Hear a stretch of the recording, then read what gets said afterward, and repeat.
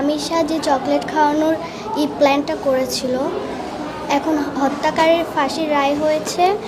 আমরা এখন সবাই মিলে রামিশার সেই চকলেটটা খাওয়ানোর করেছি। ওর যে আশাটা সেই পূরণ আমরা করতে যাচ্ছি, আশা পূরণ করতে যাচ্ছি।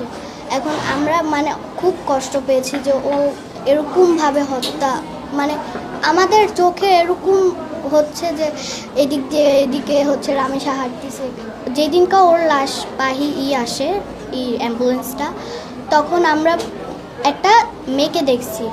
মেয়েকে দেখার পর আমি মনে করছি আল্লাহ রামিশা আবার কোথা থেকে আসছে। যখন তাকাইছে তখন আমার মানে চোখে খালি ওর ইটাই ভাসতেছে। আমি জানি না যে ও কেন আমার কারণ ও আমাকে খুব পছন্দ করতো, যেখানেই দেখা হইতো এই যে এইদিকে আমি ওই পাশে ওর আম্মুর সাথেও যাইতো, আমি আমার আম্মুর সাথে যাইতাম। ওর আম্মু বলতো কি যে ওই দেখো তোমার ফ্রেন্ড, আবার আমিও বলতাম যে হাই রামিশা, ও বলতো হাই রামিশা। এখন আমি না রামিশাকে খুব পছন্দ করতাম, ওর চুলটাও আমি ঠিক করে দিতাম, এরকম আছে। আবার আছে কি যে আমি ওকে এরকমও বলছি যে রামিশা চলো আমরা এখানে যাই। ক্লাস পার্টির দিনও ওর সাথে আমার দেখা হয়নি, এরকম হয়েছে। কিন্তু ও যে এত ভালো একটা মেয়ে, এই মানে 2 ক্লাসের টপার ছিল।